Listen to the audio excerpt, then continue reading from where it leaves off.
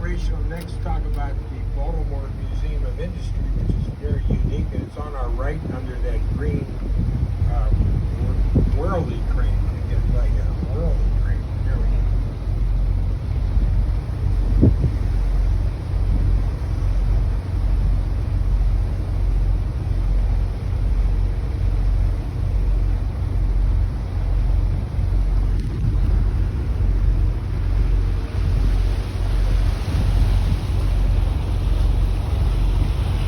In May of 1977, the Baltimore Museum of Industry moved into the historic Platt and Company Oyster Cannery building on our right. Built in 1865, the Platt and Company Oyster Cannery was one of over 100 canneries situated on and around the city's harbor and is the last one standing. Above the driveway of the museum is a whirly crane from Bethlehem Steel's Key Highway shipbuilding facility. The crane was used to repair battle-worn ships during World War II. These days may be gone, but the history is preserved within the walls of the former cannery. The mission of the Baltimore Museum of Industry is to collect, preserve, and interpret the industrial and technological heritage of Baltimore by exploring the stories of Maryland's industries and the people who created and worked with them.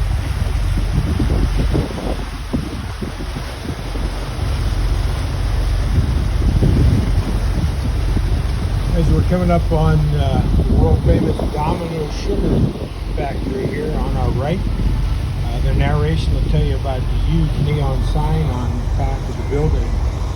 Now, after 100 years, they're finally going to replace the lighting in the neon sign with some more energy-efficient LED lights, which will be relit July 4th of this year. So basically, very seldom do you see a picture of the Inner Harbor of Baltimore without that big Domino sign in the background.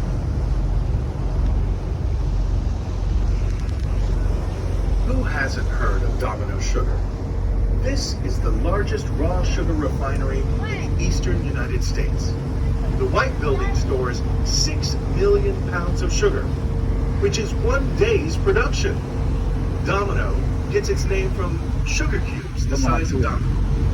Every 4 to 6 days, ships arrive with raw sugar cane from South America, the Caribbean, and Africa.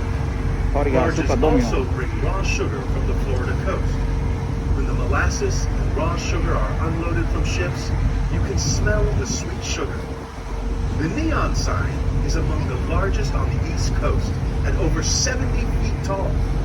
Overall, it is comparable in size to a basketball court. And the dot over the letter I is about 6.5 feet tall, or the average height of a professional basketball player. This sugar ship unloading raw cane sugar has been here for several days because of the high winds on Friday and Saturday. I don't think they were doing any unloading, but you can see that gantry crane. It's the crane with two cranes on the dock. Dominoes and actually do the unloading. And that first one is just taking a scoop of about 400 to 500 pounds of raw cane sugar, dumped it in that hopper. You can see the cane sugar blowing around. Then it goes back to the factory through the conveyor belt system. Now this ship is almost totally unloaded here. You can see how high it's sitting out of the water. I wouldn't be surprised if it leaves today. Large portion of the sugar refined here goes up to a small town in Pennsylvania. You may have heard of called Hershey.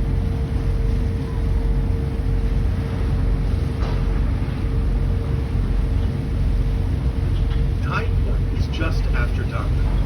The point is so named as it was the home of Procter & Gamble, makers of Tide, Cheer, Ivory, Dawn, and Joy. It has been completely renovated and is now the corporate campus of Under Armour. Under Armour is a Maryland-based company founded in 1996 by University of Maryland football player Kevin Plank, who also developed the original fabric for his shirts. He started with a small business loan in the late 1980s, and now Under Armour is one of the largest sports apparel companies in the world, sponsoring some of the top athletes in the world. Some of the tanks you see here, which are still used to store molasses, also celebrate our own Baltimore sports legend, Michael Phelps, Cal Ripken Jr., and Ray Lewis. Also along the waterfront is the Immigration Center Memorial. The water pump building that served as the actual Immigration Center still stands today, and we'll point it out a little later. Ellis Island in New York is well known as the main entry point for European immigrants in the late 19th and early 20th century. What many do not know is that Baltimore was the second leading port of entry at that time. Over 1 million immigrants from Germany, Austria, Lithuania, Ireland, Poland, Russia, Hungary, Czechoslovakia, Italy, and other European nations arrived in Baltimore in the late 1800s and early 1900s. Blocks and blocks of row houses were quickly erected to accommodate these new arrivals who moved into neighborhoods with fellow nationalities. Thus, Baltimore became a city with many ethnic neighborhoods and cultures, which it remains today.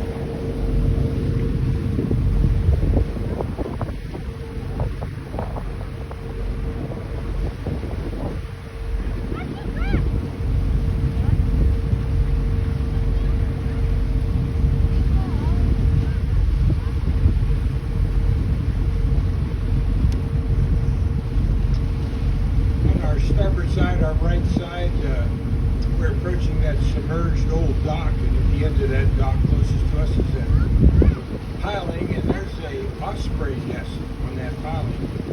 Ospreys are unique in the fact that they mate for life, and they return to the same nest every single year. They go as far away as South America in the wintertime and come back to the very same nest.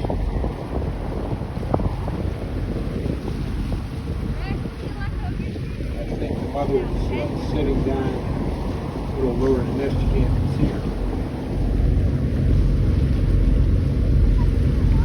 Back on our right is a community known as Locust Point.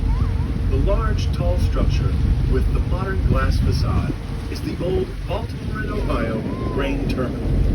Constructed in 1923, it was the biggest and fastest grain elevator in the world.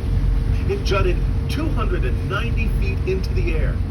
The grain terminal was the pulse of the world's agricultural market in the new age of industrialism.